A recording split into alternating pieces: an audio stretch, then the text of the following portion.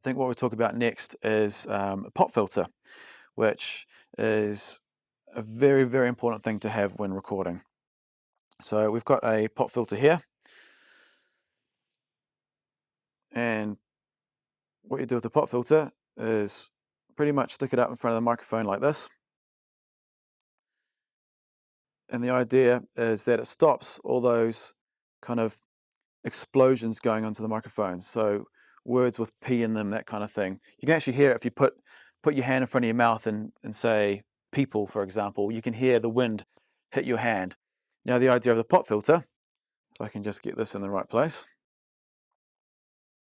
is that it stops that wind hitting the capsule of the microphone. And when the wind does hit the capsule of the microphone, you get this massive thump, which is really quite a horrible sound and is quite tricky to get rid of later on. So you might as well use one of these. Now you can pick them up pretty cheap. I think you can probably pick them up for around about, $40, $50, something like that, even less. But you can actually make one if you want. You can just use like a coat hanger, a wire coat hanger, and get some pantyhose and tie it round, and that can make do as a pop filter if you're desperate. But if you're the Beastie Boys, you say never rock the mic with the pantyhose. Strictly handheld is the way to go, which basically means rock an SM58.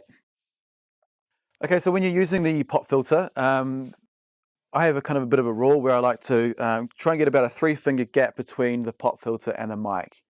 And generally, when you've got it about that distance, you're getting enough sort of proximity effect for it to be nice and bassy, and it's far enough away so you're not going to get those explosive pops onto the mic.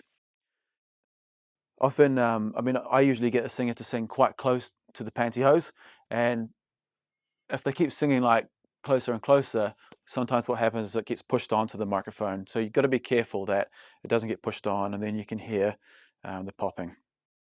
Yeah, so as a good rule, I reckon about three fingers away from the microphone.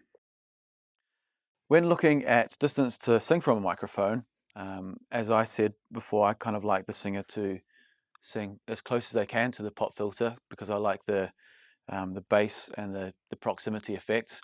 And in the loud parts, often what happens is singers will pull away from the microphone so it doesn't peak out the whatever you're recording to, whether it's tape or to Pro Tools or even your mic pre. For me, I actually like putting quite a lot of compression on the vocal to kind of deal with that stuff because I actually prefer the sound of it when it's nice and close, when the vocal's nice and close. Because when the vocalist moves away, what happens is that bass disappears, and it's usually on those high notes that they move away. And on those high notes, I still want them to be really powerful. So I'll often get them to, just to keep their face right up there all the time, and let the compressors deal with that. And I'll show you later on what type of compression to use to actually deal with that scenario.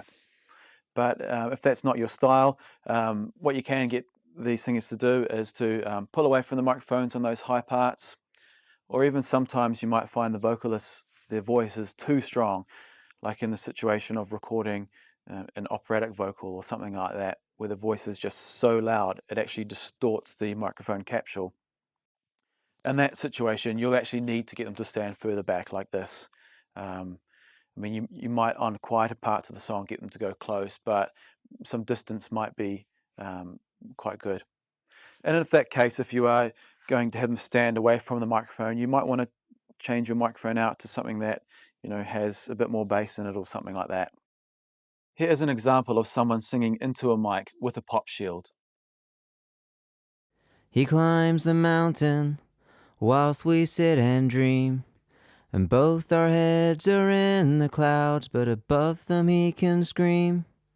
And now without a pop shield.